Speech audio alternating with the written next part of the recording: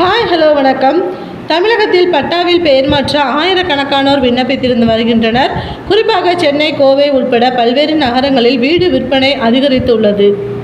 இதனால் வீட்டு மனைக்காக பத்திரம் மாற்றுவோர் கையோடு பட்டாவில் பெயர் மாற்றம் செய்து கொள்கிறார்கள். இதற்கான விண்ணப்பங்கள் கடந்த சில ஆண்டுகளை விட தற்போது அதிகரித்துள்ளது என அரசு வட்டாரங்கள் தெரிவித்துள்ளன.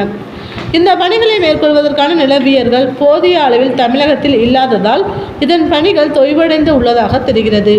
ஒரு நிலத்தை பட்டா பெயர் மாற்றம் செய்ய வேண்டும் என்றால் அதற்கு அந்த நிலத்தை அளிக்க வேண்டிய சர்வேயர் எனப்படும் நில அளவையரின் பணியாகும்.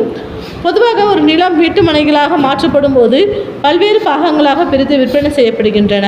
அப்படி பல்வேறு பாகங்களாக மாற்றப்படும் நிலங்களாக உட்பிரிவு பட்டாவாக கணக்கிடப்படும். அந்த உட்பிரிவு பட்டா கோரி மக்கள் விண்ணப்பிக்கிறார்கள்.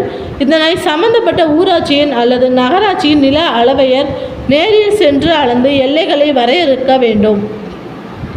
இதனிடையே தமிழ்நாட்டில் தற்போது பல்வேறு பகுதிகளில் குறுவட்ட நிலையில் நில அளவர்கள் இருக்கிறார்கள். கிராமத்துக்கு ஒருவர் வீதம் நில அளவர் இருந்தால் மட்டுமே இப்பணிகளை விரைந்து முடிக்க முடியும் என்ற நிலை இருக்கிறது.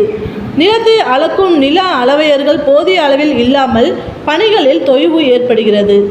நில அளவையர் பணியாளர் பற்றாக்குறை காரணமாக நில அளவை பணியில் உரிமம் அடிப்படையில் வெளியாட்களை ஈடுபடுத்த முடியாது செய்யப்பட்டிருக்கிறது. இதற்காக கட்டுமான பொறியியல் பட்டதாரிகளுக்கு நில அளவை பணி குறித்த பயிற்சி அளித்து உரிமம் வழங்கப்பட்டிருக்கிறது. தற்போதைய நிலவரப்படி 1231 பேருக்கு நில அளவை பணிக்கான உரிமம் வழங்கப்பட்டு உள்ளது.